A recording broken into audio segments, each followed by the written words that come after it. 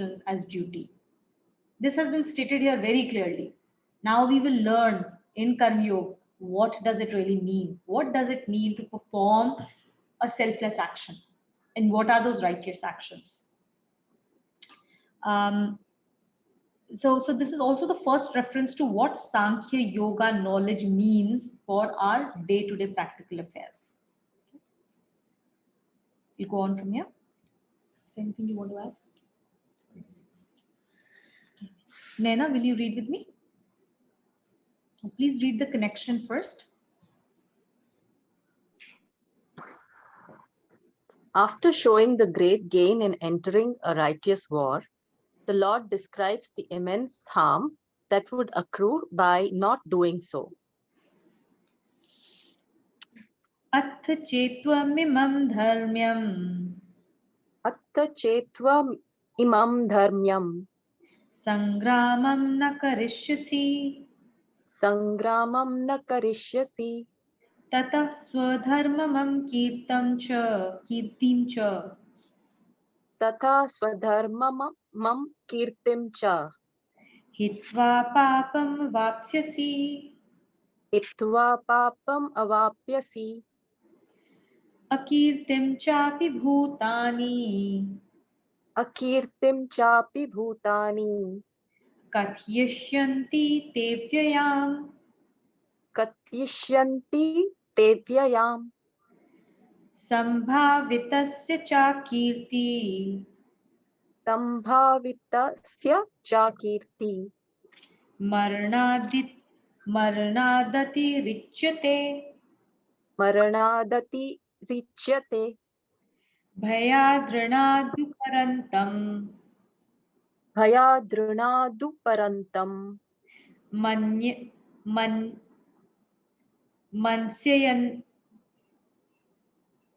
Mansyante tvam maharathaha. Mamsyante tvam maharathaha. Yesham cha tvam bahumato. Yesham cha tvam bahumato. Bhutva yasyasi laghavam. Bhutva yasyasi laghavam. Just read the italics. No, there's one more. Okay. Avachya vadanshcha bahun. I'm getting the music all wrong. Avachya vadansha bahun. Vadishyanti tavahitaha. Vadishyanti tavahitaha. Nindan swasamarthyam.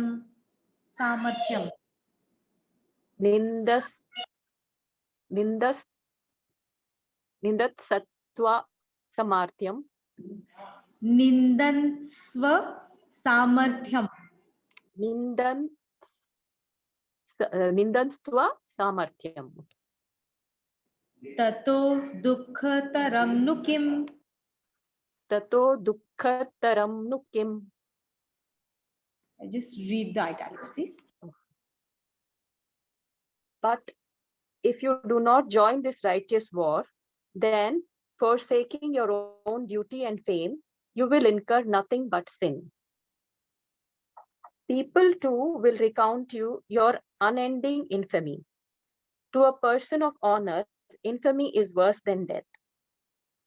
The great commanders assembled here will think of you as having run away from the battlefield on account of fear, and you will fall in disgrace in the eyes of those who held you in high esteem. Your enemies will utter many unspeakable words deriding your might. You could be more painful. What could be more painful than this? So in the previous shlok, in shlok number 31, he had talked a bit about the makeup of a warrior is that of a person who is Rajoguni as well as Satoguni. So those are the two dominant characteristics or gunas. We've always said that this journey of the Gita that Arjun is going through, who does Arjun represent? He represents all of us. So we are also people with dominant natures of Rajoguni and Satoguni. And that's the nature of us. We're always looking at our task lists. We're always talking about our next goals and next things to achieve. We have to do this thing, we have to do some other thing after that. We're always in action, right? This dynamism that we're born with is this Rajoguni nature. And for a warrior especially, when a warrior goes to fight, they can never fight for selfish reasons, right? You're part of a really big army and you're going to war. You're not going to war because you want to just save yourself. Then you won't even go to the war. No, you'll be like, I'll go sit at home. Why will I go and fight for others? So a person who's on a battlefield is always doing it for a larger purpose, which is to serve society and to represent the values of your society, right?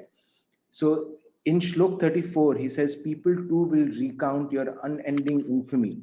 To a person of honor, infamy is worse than death. So this is why he highlights this infamy piece, is that a warrior who's fighting and sacrificing his potential life for an honor, the last thing you want to do is to die and have dishonor attached to your name, right? But this is also how steep the slide is, that because he had wrong principles on his side, he was going to move from he was going to move from doing an honorable act, which is representing and fighting for his clan, to becoming dishonored. And that's only because of his mental makeup. His mental makeup changed because of attachment when he saw his peers, his family members, his teachers, and that was going to be a steep slide where he would stop doing his duty, and then this would have resulted in infamy. At a subtler level, I would like to remind everyone, what does Kshatriya Dharma mean? Kshatriya is not a warrior who's fighting a battle. It is Kshatriya is all of us. And Kshatriya Dharma is our duty to fight the wrong tendencies and to overpower them with the righteous action and righteous thoughts. That is what our duty is, and that is what Arjun's battle really represents. Continue reading, Nana. Okay. The harms accrued from dereliction of duties. In these shlokas, the Lord points out three main harms accruing from forsaking rightful duties. The first harm is that dereliction of duty brings disharmony in one's life. The second harm is that it brings infamy.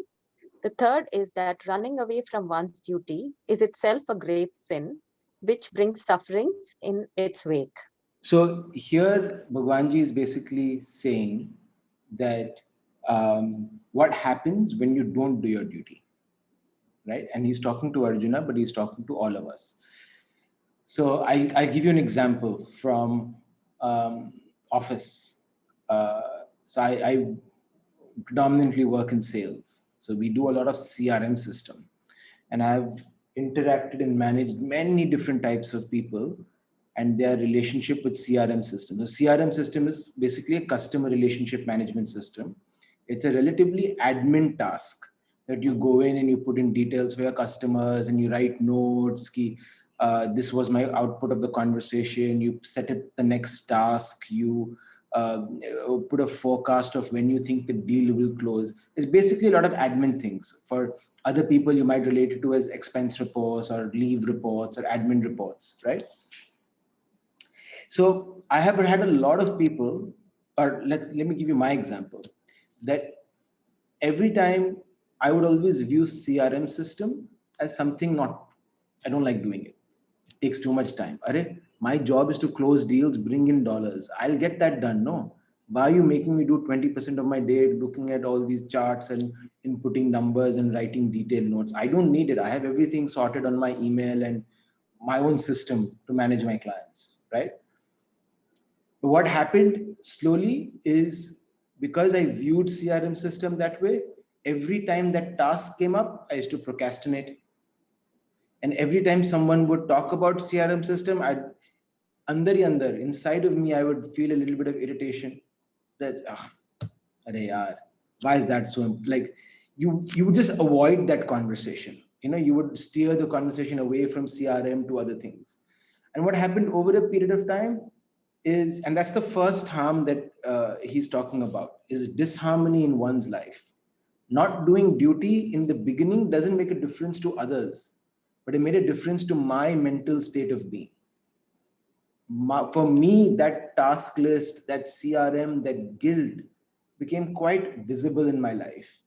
The second piece is, after consistently not putting in CRM system, my managers were like, "Arey, Abhinav is not a guy to manage CRM. You can't trust his numbers. You know, you have to call him and get him extra details." Now they would get more irritated because they're sitting in the US, and they'd be like, "Arey yaar, only if his CRM was up to date, I would know how many deals he would bring in Feb." But because it's not up to date, they're like, "Arey yaar, okay, we have to call tomorrow and get if there are any up uh, any Upgrades. potential upsides that we can potentially log for the month." So what happened is, behind my back, infamy grew around me and my ability to manage CRM system, right? And then what happens over a period of time is, this becomes such a deep negative experience for me that I have now created a prarabdha. Maybe not in this life, maybe it's for next life, maybe it's, I don't know when it's going to play out. But I can guarantee that every time admin will become a part of my life eventually. Even if it's a small admin thing, it will become a really big thing in my mind because I've built this balloon inside of me that I don't like doing it. Right? And over a period of time, what happens is there is a hatred that gets built up towards that task, and very subtly towards myself as well. My inability to manage it. So every time I try, and every year I'll try and like, okay, this year I'll have my CRM up to date. Within about 15, 20 days, when the workload picks up, 100 emails hit your mailbox, and you're having like back-to-back conversations throughout the week, and you're like, okay, I'll do it next week. I'll do it next week. And the next thing I know is it's gone back to that ball of negativity inside of me, right?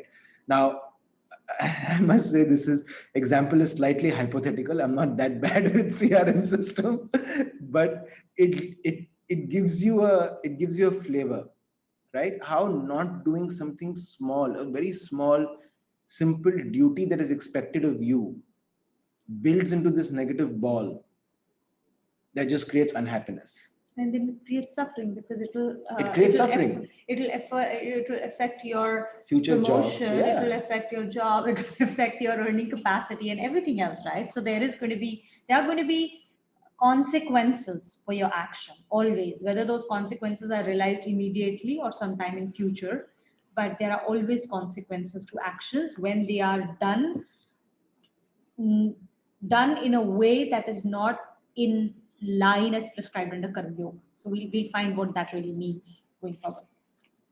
I just have one question here. So, like for given your example, why can't it be that you are into a job where you don't have to do the CRM, for example? Like you are in a job which you kind of love all aspects of the job.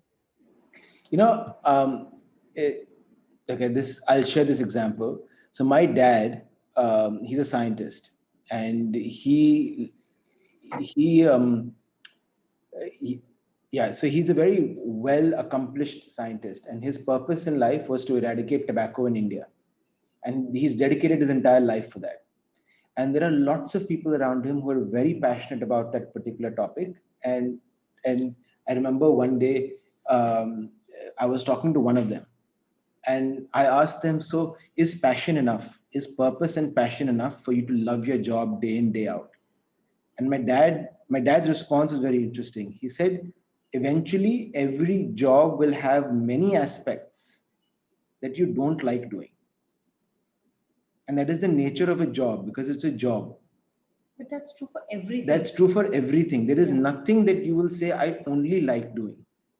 Because we are in the duality of this world. There will always, you will like 80% of your job, but there will be 20% that you just don't, you have to do it. And another And that's the nature of important, our and journey. not just about job, but being in this world, now that's another factor that you will learn a little bit later. This world is composed of dualities. Everything in this world has, it's like two sides of the coin. There's nothing that exists in the only thing that is existing in in one self only is that God. Everything else has a duality to it, whether it's a man, woman, whether it is sukh, dukh, whether it is sorrow and happiness, whatever it is, hot and cold, everything comes in dualities. And they are on the same scale, they are not two different things. So you just move the meter a little bit here or there and you will start to move from one end to another end. Like you may have heard at some point of time that 100% sugar is actually very bitter. So neem is 100% sugar. So, so there are lots of such things where you will start to realize that anything taken to an extreme, in Buddha they say path of moderation, path of middle path, is because anything taken to any kind of extreme, even if it is extremely good, will become a bad. So there is going to be no experience in your life which is going to be free of these dualities. Expectation of that itself will bring sorrow to your life, because you will end up experiencing that, oh, this is not what I expected of it. Yeah, I mean, the other example crossing my mind is specific to your question, right? Virat Kohli, he's doing what he loves. He loves playing cricket. He loves cricket. He loves batting, so that's all he has to do all day, batting. But that guy, if you've noticed in after the Cricket World Cup that got won in 2012, 2013, he went to an intense transformation where he went from being slightly like having normal body fat to having 0% body fat almost. And during that transformation, he basically gave up all carbs, he gave up all meat, etc., all of those things. And he would be so hungry because his body was craving sugar and carbs that he would bite his chaddar to sleep every night. Like he'd stuff his mouth with chaddar, bite it and sleep. Now that he was not doing it because he likes doing it. He was doing it because, boss, it'll help me do my duty better. And now we've seen the results of it. That man can bat for 2 days non-stop in the heat and not get cramps, not get dehydrated. He's not got injured, touch wood, so far, right? So there is always a part of your job that you have to choose to do it with the right bhav. And also because every time you do your job, even if you like it, if you have to do it consistently and you have to do it properly, it demands discipline. There is no performance of any duty, however fun it may be, that can be done without discipline. And disciplined conduct will impose constraints on you. Okay. And when you start hitting those constraints is the time when you miss, there would be some kind of dislike that may come in because of those constraints. It's a natural part of, you know, your being. Okay. So we'll go ahead, read. Yeah, Dana, yeah. please. If it is thought that doing one's duty is troublesome, then the Lord says the greatest trouble that may befall a person is death. But to suffer infamy for not doing one's duty is worse than death. Although the finest point of logic may be advanced for not doing one's duty, no one would hold dereliction of duty as being based on dictates of principles. On the other hand, it would be ascribed to fear and lack of courage. When such things are said in both camps, then listening to them engulfs the mind in an unquenchable fire of repentance and self-hatred. Yeah. So the last two lines are really interesting, right? Mhm. Whenever we don't do our task or our duty, it's not because of any principle. It's mainly because of the excuses we make.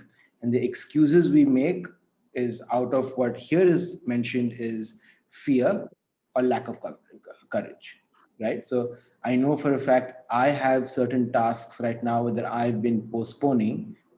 It's the fear of maybe getting rejected. In sales, that's very common, right? You're going to hear a no, right?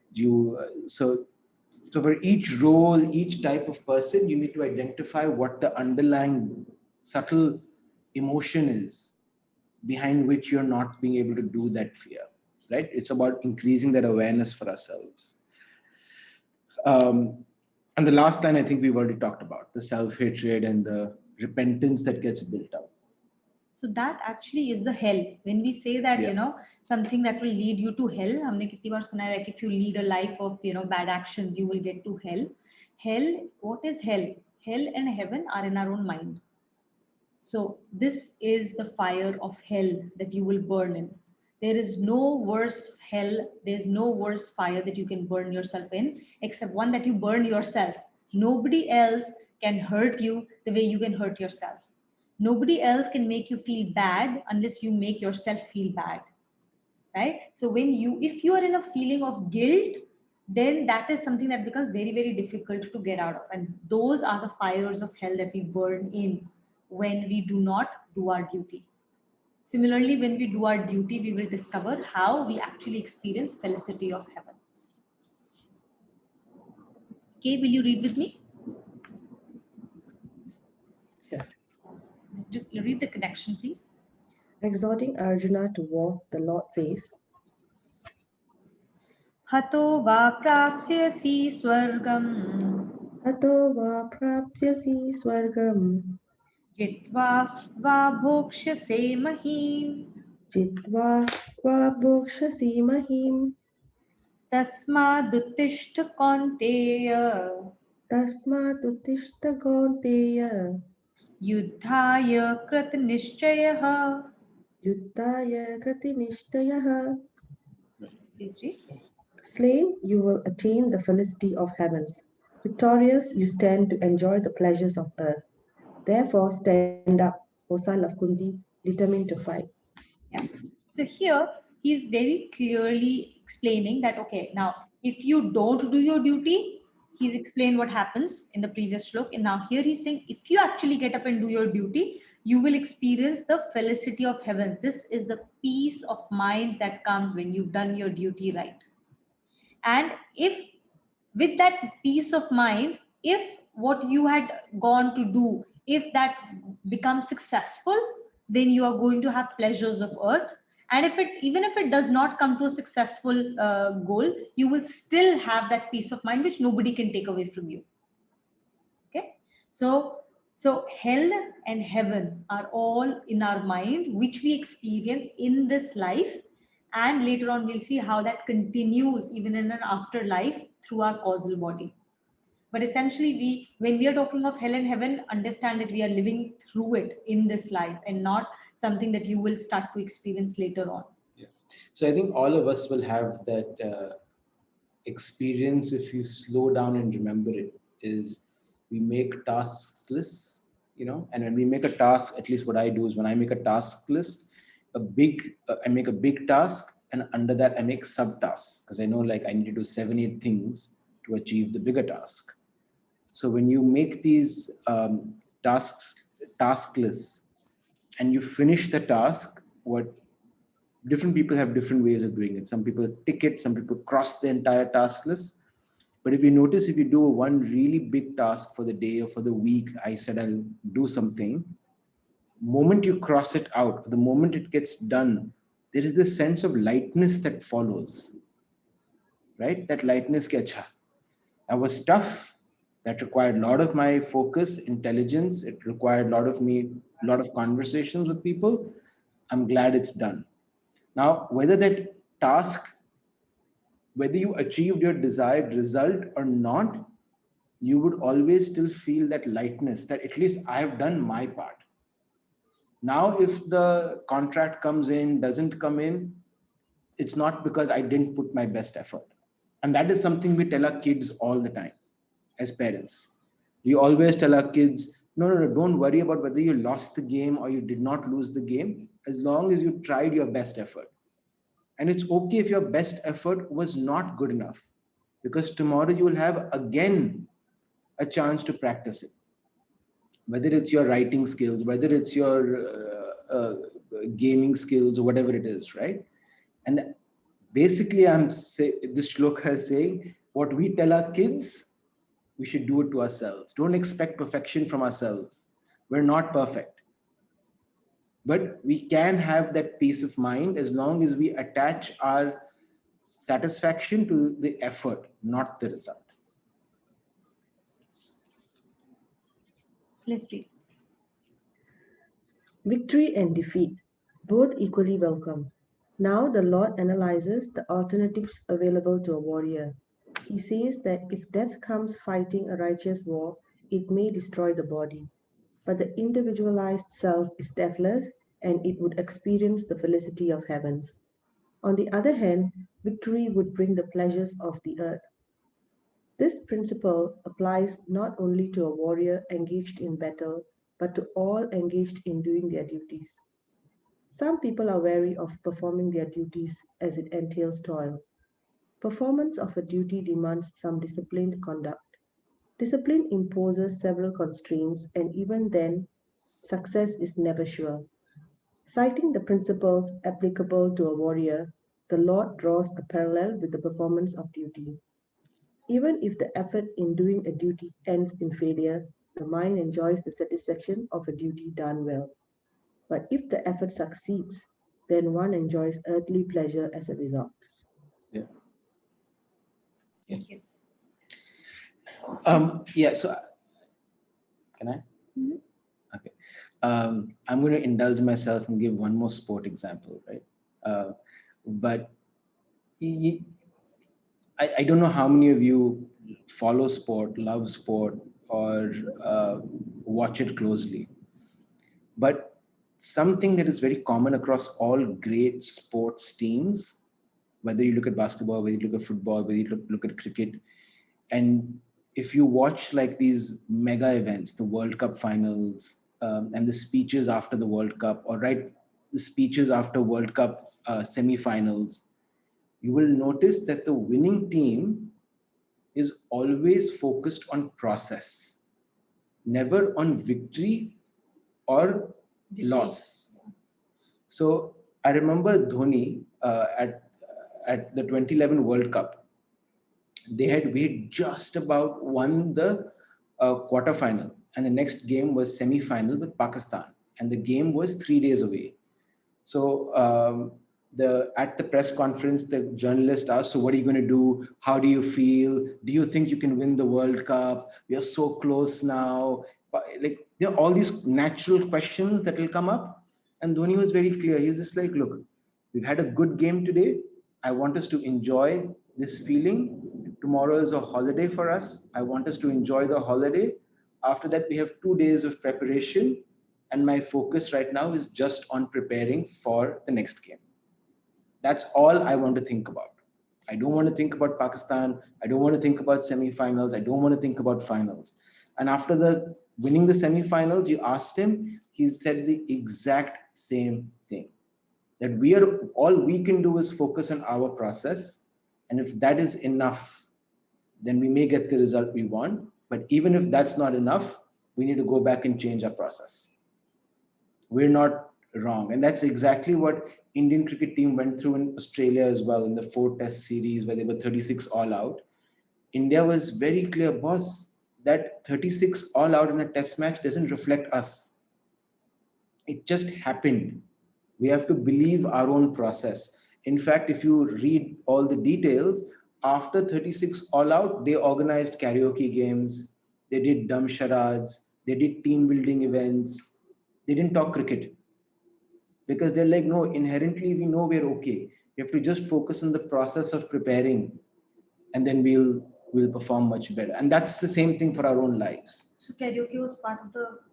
Karaoke was part of releasing the stress, right? And that's what we also have to do in our lives. We get so caught up with the pressure and I see so many good people crumble under the sales pressure of number every month.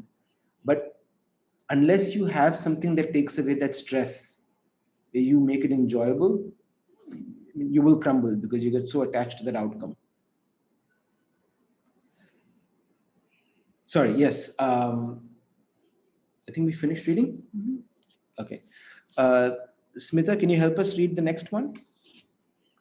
Sure. You read the connection. advancing this argument further, the Lord says, Sam dukhe same kritva.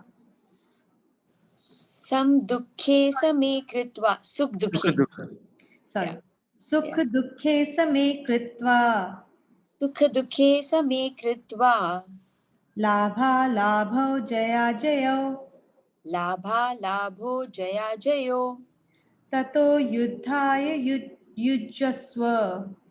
Tatho yuddhaya yujasva. Naivam papam vapsyasi. Nevam papam vapsyasi. So here we will for the first time deal with the evenness of mind in dealing with dualities, the equanimity that with which we must deal with the dualities that come in life. Smita, please read. Yeah. Treating happiness and sorrow, gain and loss, victory and defeat alike, engage in battle. Thereby, no sin would be incurred. Determination of duty. Regardless of success and failure, gain or loss, happiness or sorrow, the only thing to be borne in mind is to determine what duty demands in a given set of circumstances. In fact, considerations of success and failure, gain and loss, happiness and sorrow detract the mind. While the effort involved is the same, peace of mind is sacrificed. However, if one focuses one's mind only on the performance of duty, regardless of gain or loss, howsoever intense the effort involved may be, the mind is always at peace. Yeah, so this last line here, if one focuses one's mind only on the performance of duty, regardless of gain or loss, this is the crux of Karma Yoga. And we're all Karma Yogis because we're all people of action, people with a lot of duty, family people. So we have to learn to do duty in a way that one cuts our prarabdha, and second allows us to live this life with a peace of mind. And moksha, the salvation and moksha that we've talked about a few times, is not something out there. It's not something for afterlife. It is something for us to bring into our lives on a daily basis. And if we can implement this one line, right, you are at moksha, because then nothing can phase you from being happy, nothing can phase you from being full of love, nothing can phase you from doing what you have to do. And then you basically represent the capital S self. This is what we then say are enlightened people. So as soon as if you ever have the blessing of like being in company of an enlightened person, you'll walk into that room and you will feel all that energy. You will feel so much more at peace. And no matter what question you ask them, no matter what curveball happens to them, they will always have a smile on their face, or they'll always have a way to deal with it that disempowers any negativity, right? And that's the crux of it. So I don't know if I've given this example, but this one of my favorite ones is during the India-Pakistan partition. There was intense violence, right? Millions of people died across both the borders. And a lot of people blamed Gandhi for it. And there was this one guy, because Gandhi was against the partition and all of those things. And there's this one guy, while he was walking back to his ashram, he was very angry. Like he would walk every day and people would protest outside the ashram. This one guy got in front of him. He was very angry and he yelled, and then he spat on his face. Okay? And everyone was stunned. Even that guy was like a bit taken aback. And Gandhiji just took a handkerchief and he wiped the spit, and all he said is, "Chalo, at least ek bhai ne gussa to thukha," which means at least one of my fellow brothers has spat away his anger. Now imagine how he changed that situation as a karma yogi, because he himself was a slightly enlightened person, where he could see things as one rather than me and you, right? And that's the crux of karma yoga, essentially. Abhinav, yesterday I read something in the newspaper that really troubled me. So it's about the Karma Yogi. So there is this guy who, during the Bhuj war, he was a young guy during the earthquake in Bhuj. He actually helped a lot of people. He helped them survive. He actually pulled the bodies out, and he actually cremated few during this whole process. And he was like an aspiring cricketer, lived a decent life. But this whole process uh, really troubled him. He went into depression. Then later he was schizophrenic. The family could not deal with him. The family actually had to put him in a room. Then they actually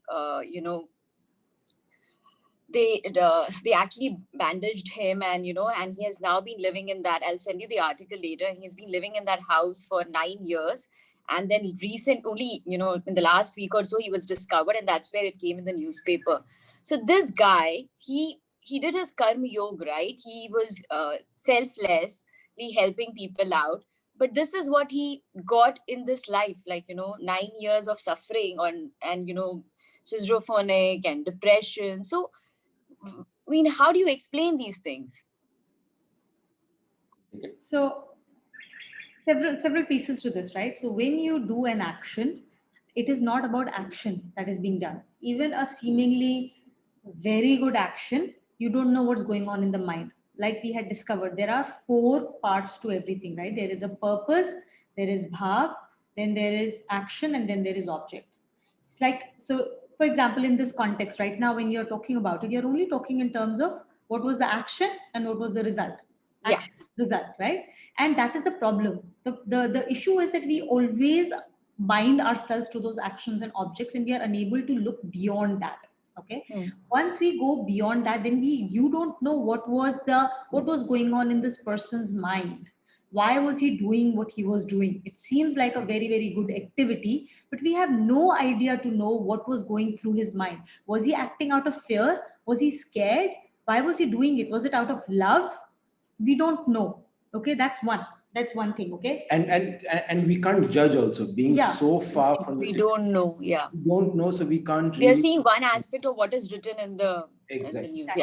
And so we don't know what was going through his mind, what was going through this thing. Second, there's so many aspects to this, right? That's the first thing. Second thing, we don't know what that person has done in his previous lives, that he has had to take on certain amount of prarabdha. What is the prarabdha that he's cutting through? You don't know. For all you know, going through all the suffering he has done, he has cut so much prarabdha that he may be out of it. But like situations come in our lives because of our prarabdha. Things happen in our life because of prarabdha. Now, when we deal with that prarabdha, whether we cancel out that prarabdha or do we accumulate even more, depends on how we face that situation and how we work through it, how we behave, how we think. It is not just about action, it is about bhav and everything, right? So while we have no idea what this guy has gone through completely, except for what we've read, the point is how he has lived through that. He may have killed a lot of the prarabdha, it may have burnt away his prarabdha, so that he's moving toward nirvana himself, and he's moving to a place, even though it seems really, really difficult. Or he may have put himself through a lot of hell. Schizophrenic activities, if he's gone through that, that's a lot of hell to go through. That is real hell. Now, we can't judge his family or other people who have put him through this thing, because we don't know what they were dealing with. We don't know what we would do if we were in that situation. We don't know what were the circumstances. So at every point of time, it is very important for us to not try and judge others. We are always judges for others and lawyers for ourselves. That's who we've always been. So we do something, we are always, providing justification for our behavior and our actions, however good or bad they may be. So we are always acting as lawyers for ourselves, and we sit in judgment on other people's behaviors. Gita is telling us to do the opposite. Become a judge for yourself and be a lawyer for others.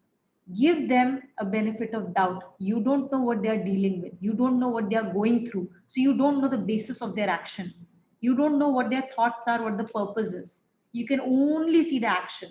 but that gives you literally very little understanding of what's really happening. So let's not judge others because we don't know their purpose or their bhav. We know our purpose, we know our bhav. So we need to judge ourselves and be a lawyer for others. Yeah. And you know, the I have one question. What does mean by bhav? Can you please explain? Bhav are the emotions. intention. No, not intention. Intention is purpose. And bhav is emotion, the feeling with which you do something. So I'll explain this with an example that we had given once before. Uh, when if there are two people who have killed another person, okay, at the outset of it, that action seems like a very violent action, and it seems like, you know, it's something that is wrong as an action, right? But you have to see the purpose behind which somebody has killed. Is it because this person was thieving, or he wanted something, or because he was doing it out of revenge? Then it is a wrong action. The purpose was to take revenge. The purpose was to steal something from that person, and hence in the process I killed that person. Then that purpose is very wrong. But on the other hand, if it is a soldier who has killed an enemy soldier in the line of duty, then you would say that purpose with which he went for that action was very noble, and so it is his duty, and hence he's done it. Now, even amongst two soldiers who are, you know, if there's an India Pakistan war and an Indian soldier, there are two Indian soldiers. One, when he kills the other enemy soldier, his bhav, his emotion is that of, I am sorry that I have to do this, but you are also doing it because it is your duty. You don't have anything against me, and I don't have anything against you personally. We are in this because of our duty, and circumstances have pitted us against each other. I am sorry I have to do this, and I'm going to kill you, but, and you know, may peace be to your family. He's doing it with that emotion, right? It's a very different emotion compared to somebody else who's going in with rage and anger and saying, Pakistani, I have to kill him, they are all bad people, right? Emotion is very different. So in the first case alone, the person who's doing it with the right purpose and the right emotion, then he's doing that action, and with no bondage, no expectation of the result, whether he will live or not live, whether the other person will live or not live. He has no idea. He is doing what needs to be done. That person will create no prarabdha. He has done his duty as a right karma yogi. But in the second soldier who did it with a lot of rage and anger and with a wrong emotion, has in the process, while done doing the same activity with for the same purpose, has incurred prarabdha for himself, which he will have to work through. And in the third case, where the purpose itself was wrong, that person has incurred again a separate set of prarabdha for himself that he'll have to work through. You know, and I'll give you one more example that actually highlights how this was very powerful in our within our ancestors unconsciously, and we've witnessed it. Most of us are born brought up in India. We've been to villages. We've seen our grandmothers, the way they used to use things, right? Like I remember when when so I'm second son, so I have an elder brother, middle class India. So every time, and I have a cousin brother who's slightly older in the US. So his clothes would go to my brother. Okay, my brother's clothes would come down to me. And after I have worn them, so now they're like 6-7 years old, that $10 shorts or $5 shorts, pura paisa vasool ho gaya hai at this stage. But that shorts then become dusting cloth. And after the dusting cloth, they become Pocha. the last, the pocha. Right? Now, when I was smaller, or even I used to be like, kitna irritating hai yaar. Like, but you can just buy, now you buy dusting cloths separately. You buy other cloths which are better for pocha because they soak. But if you actually think at the bhav level, they valued everything in their life. And when you And value this those is, things, it's actually valuing the nature. You're not disrespecting anything. It is the bhav with which, you know, sometimes when you go and kill an animal to eat, okay, the bhav with which you will do that can be very different. In one case, you know, if you look at, there are certain tribes when, you know, they actually go and kill, and even in olden, you know, if you look at our scriptures, the bhav is that you will thank that animal for laying down his life, because his life will now live through you. He will live through you. You know, and when you come with that bhav, you will make sure that nothing gets wasted.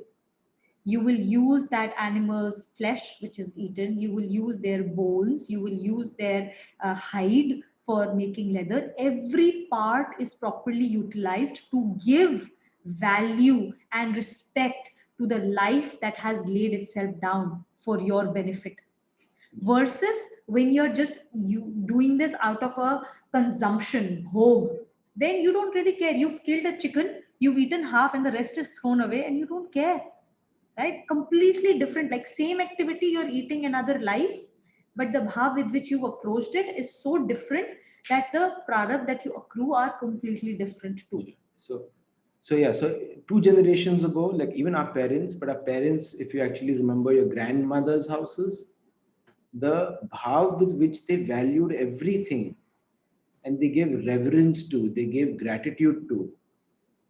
Our parents' generation was slightly less, although I think they were quite high in the bhav as well. Our generation has become so low because everything can be bought.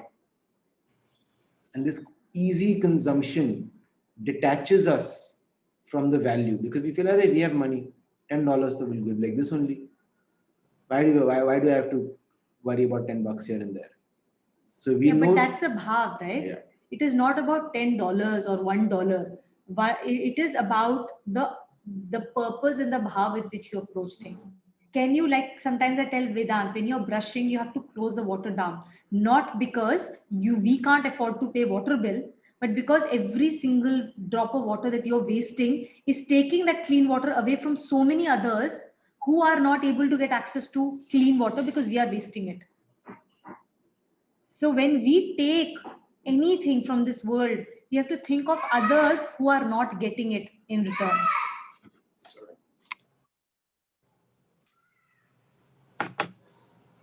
Can we go ahead and read? I have one more question. The purpose, bhav, action, and then the final one is, the fourth one is Object. Sorry? Object. So object can represent either an object on which an action is done or the result of an action.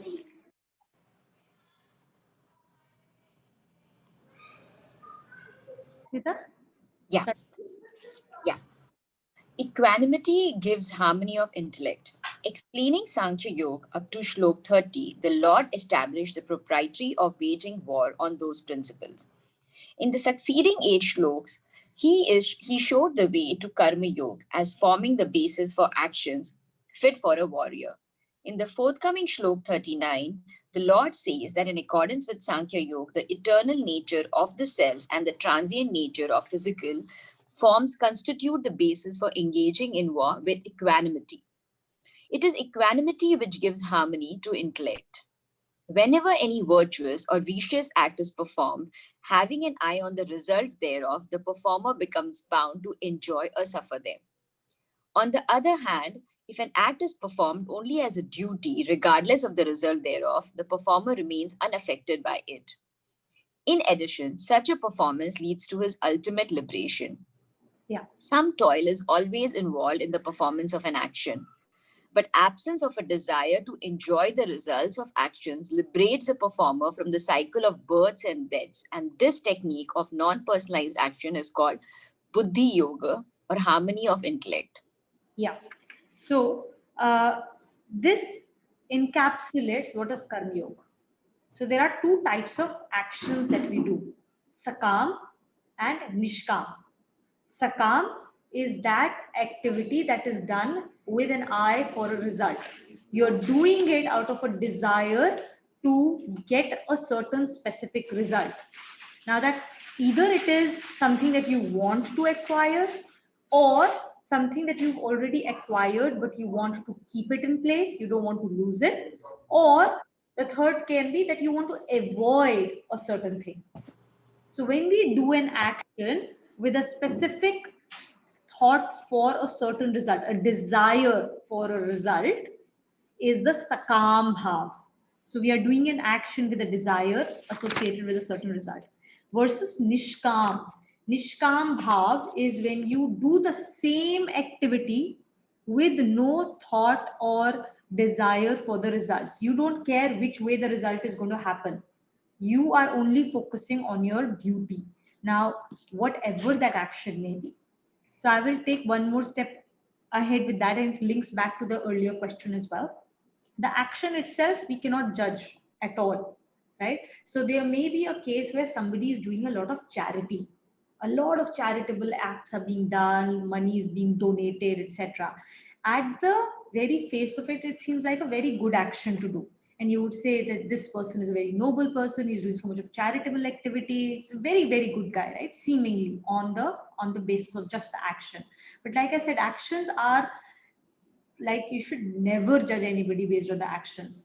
So why is he doing it? What is the purpose of that charitable act is very important. Is the act being done because he wants his name to be out there? He's going to make everybody know that I have done this charitable act, just so that everybody respects him, thinks of him as a great guy, and his name is put up on a board, charitable board list, and everybody looks him up because of that. He wants to increase his status in his in the society. If that is the reason for the seemingly noble act, he has created tons of prarabdha for himself, which he will have to live through. Okay, it is there's so much of attachment of ego here, right? So that is, even though it's a noble act, it is the purpose, the bhav is not correct, and hence it is not a karma yogi way of being. But if the same act is done in a manner where, we've heard this a lot of time, neki kar darya mein dal. You've done something and then don't ever remember it. Don't think about, oh, I did this good act for this person, he was the beneficiary, so he must thank me, he must remember it for the rest of his life, how much I helped that person, right? Or that you expect somebody to thank you in some form, whether by putting your name up on a leaderboard or whatever. If you don't care about these things, then all you care about is, helping the person or helping a cause or helping a society or whatever you're doing with just that bhav, then you have done nishkam. Now, sometimes you may do something good and actually bad, unfavorable circumstances, seemingly bad, unfavorable circumstances can get accrued to you. As an example, I can tell you about an NGO which worked very hard to deliver. There was this midday meal scheme that had come around in India, and it was being administered in a very, very bad manner. And it was like there was so much of corruption around it. All people cared about was these middlemen who would just care about getting the money out, and they didn't really care about the quality of food or the nutrition of the food that was being delivered. And there was a lot of corruption in that entire midday meal scheme. There was one particular NGO that was doing an exceptionally good job, which started out of Bangalore, and they were doing it was it the with, ISKCON temple, actually. yeah, ISKCON temple. And the way it started was that not Narayan Murthy, his second in command, the COO of CFO of Infosys. I'm not forgetting his name right now, but the CFO of Infosys, right after he had taken Infosys Global. After that, he went to ISKCON temple and he met the head and he told him, we need to do something. And out of that conversation, this midday meal, without calling it midday meal, they never associated themselves with that. They decided that they will do the seva. And then eventually, people realized, oh, this is like the midday meal scheme that Indian government has proposed. And they did it so well that they started getting a lot of proposals. Please bring it here, please bring it there. And they started scaling that organization, which started out as something very small, like we'll give this to 100 children, warm food for 100 children, started out on a scale. And as they started scaling, they experienced a lot of issues, money issues, operational issues, etc. They continued with it. And at one point of time, they opened it in, I think, Vrindavan or some specific location in North India. And they started getting death threats because it meant that a lot of corruption that was happening could not be done. So they got death threats, they got people coming in, so seemingly a very good action with the right purpose and right bhav still can lead to results that will seem very unfavorable. And you will say, where is Bhagwan here? Why are they facing so many difficulties? They faced every difficulty you can imagine in a book. They have faced that in this extremely noble action, in an extremely done with the right purpose and with the right bhav. And yet they faced problems, right? And very unfavorable. The- Yet they continue to work through it. And that is how we need to think about actions are not a basis for judgment for anybody. And you know, the thing in that book, and I would recommend you guys to pick it up. It's called God's Own Kitchen. It's written by Rashmi Bansal, and God's Own Kitchen. Okay. It's and the beauty of the book is this NGO is ISKCON Temple, which is Hare Ram Hare Krishna Wala Temple in Bangalore. This person who was the head of the ISKCON Temple is ex-IIT, ex-IIM. Not He's- I am excited. Ex-IIT, but he had some team members who were ex-IIM who just were not in line. And in the book, in the conversation, you realize he kept going back to what his principles were and what bhav with which he has to carry it out. And he talks about so many miracles that happen along the way. That we just, हमारा purpose ये था, we did it with the right bhav, and the truck broke down, all the food was going to get wasted. Now, how in the middle of nowhere in a village, somehow miracle happened and that food reached the kids. And we're just like, it is incredible how many miracles like this have happened, and goons came and all of those things, right? And that's going to be our journey as well as Karma Yogis. So even if we start doing things with the right bhav, right action, we start doing like, we're living a completely amazing life of Karma Yogi, an expectation that, oh, I'm doing all the right things now, only the right things will accrue to me, and I must I'm going to have like an amazing life. The whole world, owes me something for being so good. That's where the downfall begins. It will not happen. As a Karma Yogi, you will find actually even more bigger difficulties coming your way, even bigger problems coming your way. And it is a testament to your journey.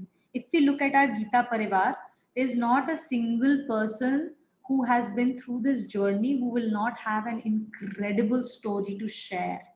As they move through, this is a common thread across, that as they started to move stronger in their sadhana and as they started to live through Gita, they're actually, initially their experience kind of becomes nicer because now you're able to deal with everyday life in a much stronger manner. But the moment you have established that foundation and God says, okay, now you're ready to, let's get you more product. So maybe you will end up cutting a lot more product than what you had started off with. A lot of your other Sanchit Karma will come in and you will get opportunities in a very grateful manner to kill through those products also. People have gone through incredibly difficult situations with a smile on their face and peace of mind that it is impossible to think of. How can somebody deal with this level of equanimity or with this level of peace? It is incredibly inspiring. And every single person who has been through this journey before us, like everyone who we talk to who's senior to us, and it's very amazing to hear what they have dealt with.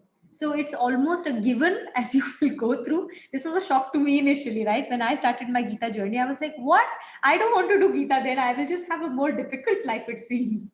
But it will be a more difficult, much more rewarding, and a much more fun life. But yes, have that expectation that you will not suddenly find that your life is a bed of roses just because you're doing Gita. It will become even tougher, but you will have much better tool sets in your hand to be able to deal with it with a lot more grace and happiness. And if you think of any role model as well, right? All these great men, well, Gandhi is the one that I just gave as an example. Their life has been full of struggle. Nelson Mandela.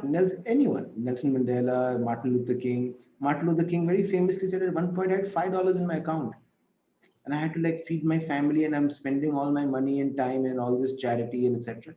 Their life has been full of struggles, right? But it's the way they deal with it. It's the purpose, the bhav, the acceptance, the faith that has been able to pull them through. Right? And then you actually get what your purpose of life is. The miracles will happen. Miracles will happen. And miracles happen in our life as well. Huh? Yeah. All of us have experienced these miracles. So sometimes we may not have the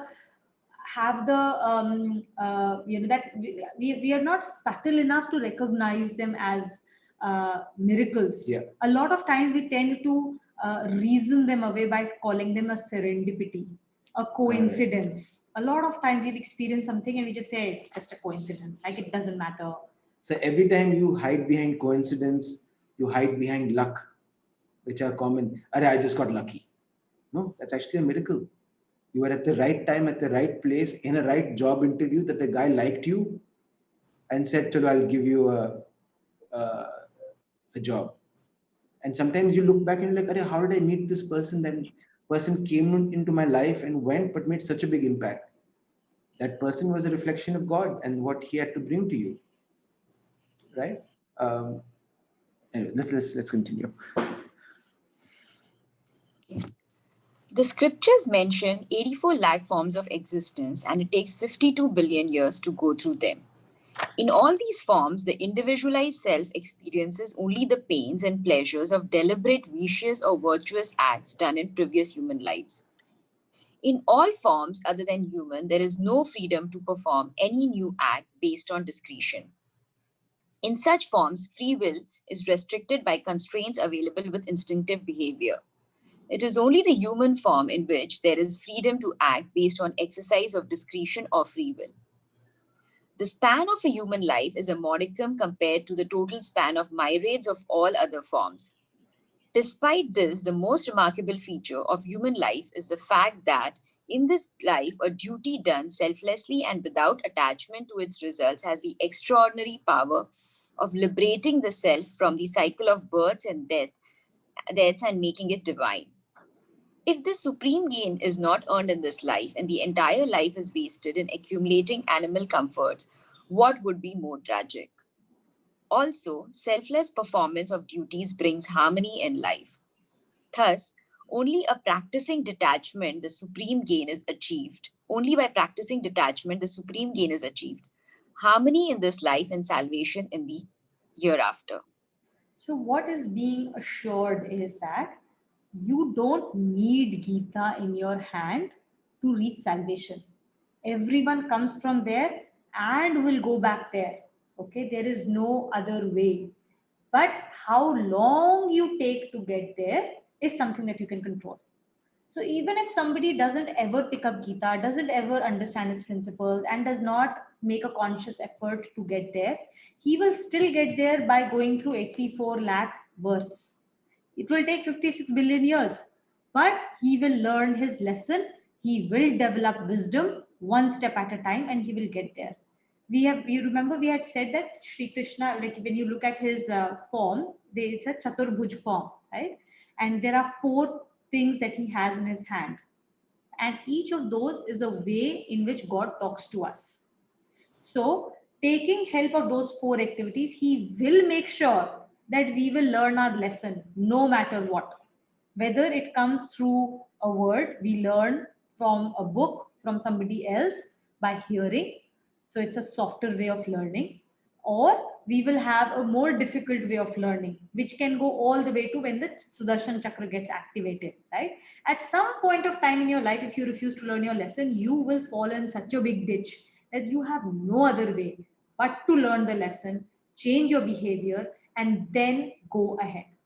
Okay, so the choice is ours whether we want to go through that entire process over 56 billion years, or we learn through what saints have to teach us and take an active approach in learning and applying these principles.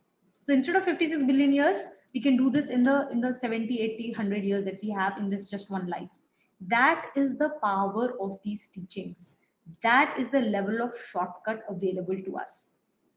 Another very important thing is that only human life, only human life has this ability to cut through your product and because we have free will.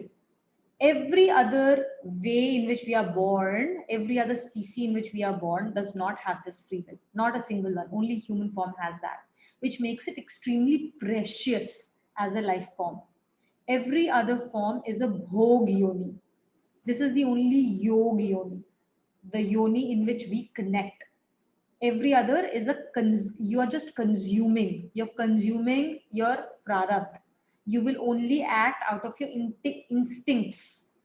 So if you are in the top 7 yoni, which are above earth, your heaven loks, the 7 heavens that are there, then you just have to think of a desire and that desire gets fulfilled, right? And but there again, it's a bhog yoni. At some stage, you will finish all your prarabdha that you are supposed to, experience, and then you will come back again. Or if it is a lower yoni, say, whatever you may do, in either case, you don't incur a sin because you're only doing what you can do. You have no maneuverability actually. You have no ability to change your behavior. A circumstance will come, you will always behave in that manner. You're pre-programmed in every other form of life. This is the only life where you actually have the ability to write your own program and figure out what you want to do in a certain situation. So it's an extremely precious life that we have. And hence, this free will, like I said in the beginning, is not a privilege of it's my life. It's a very heavy responsibility that we carry for ourselves. And the free will should be used for us to implement equanimity so that we get disconnected from the duality. And equanimity is a quality of the capital S self, the soul. And by being equanimous, we're able to invoke those principles, those universal energy, the universal principles. And that's why this shlok talks so much about equanimity, because as purpose of human beings, that's the one thing we should do to bring out this characteristic of capital S self and step away from our body consciousness. And again, just to be clear, equanimity does not mean there's no happiness, like Yeah. there's a straight line, irrespective of what happens in our life. If you see the heart monitor, if you see a straight line, we're dead, right? And equanimity doesn't mean that you die and you stop being, or you stop enjoying life, or you stop doing your duty. Yeah. In fact, it's a completely different thing. It means that you will actually be in a bliss, and your level of your ability to actually act in life goes up several fold. If you're able to accomplish A today, when you're equanimous, your ability to accomplish things will be 100x. If you think you're happy today, you will reach bliss irrespective of your circumstances. It doesn't matter खाने में नमक है नहीं है. You will still be able to enjoy it. You will still be happy. You may obviously say, boss, मेरे को नमक डाल दो इसके अंदर, but that will not affect your happiness. It will not affect your mental peace. You will still be in that high level of happiness. So don't mistake equanimity to be a state where you're just Yeah. like It's a like state. that. You're not stone. Yeah, it's a state of being that allows us to respond to situations rather than react. Animals will react. Humans have The ability the to respond. ability to respond. Yeah, We should probably close here. yeah, it's 11:57. Excellent. So next class, we're going to have fun. We're going to get started with Karma Yoga actually. So this is where the rubber hits the road. So it'll be fun. Okay. I think Rishabh was to do closing shloks, but I think he's unable to join. So We'll do it. yeah, we'll do it.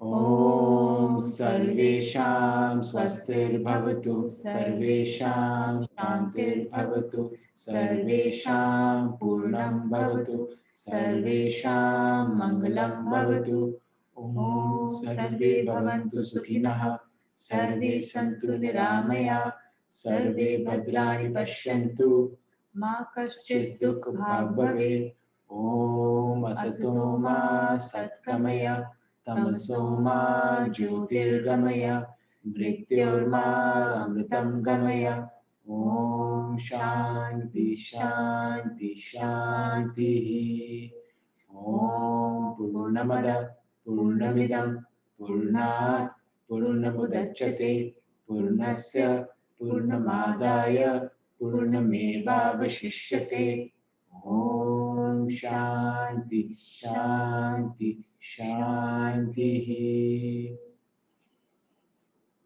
Om